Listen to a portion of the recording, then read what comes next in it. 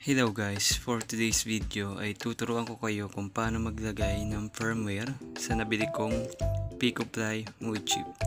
Okay, let's go!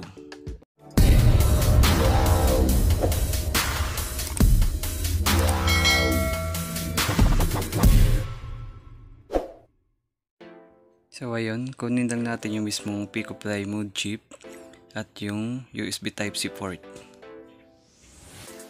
At syempre, kailangan natin silang pag-connectin para ma-connect natin sa PC at makapag-flash tayo ng firmware. Parang ganyan.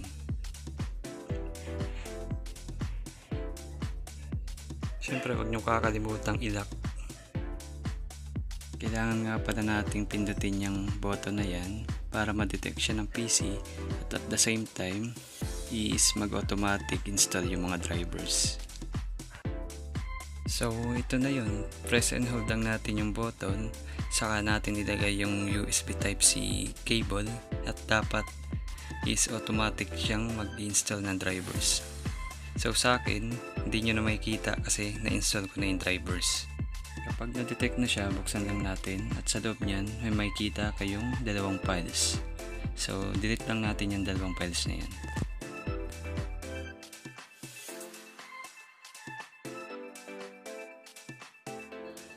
After ma-delete, minimize na muna natin and locate lang natin yung ipa-flash nating file. So sa pag-flash, simple lang naman. Copy lang yung file and paste natin dun sa storage ng Picofly Mood Chip. Lalagay ko na lang sa description yung download link ng file para mas mabilis nyo ma-download. Pagkatapos makopy ng file, iilaw ng green yung Mood Chip. And that's it. Successful ang pag-flash natin ng firmware. After nun, pwede na itong tanggalin and ready to install na to sa ating switch. Gagawa nga din pala ako ng tutorial kung paano ito ma-install sa ating switch.